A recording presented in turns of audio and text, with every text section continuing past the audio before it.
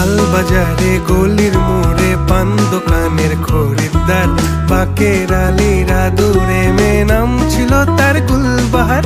লাল বাজারে গলির মোড়ে পান দোকানের খরিদ্দার, বাকের আলীরা দূরে মে নাম ছিল তার গুলবাহার।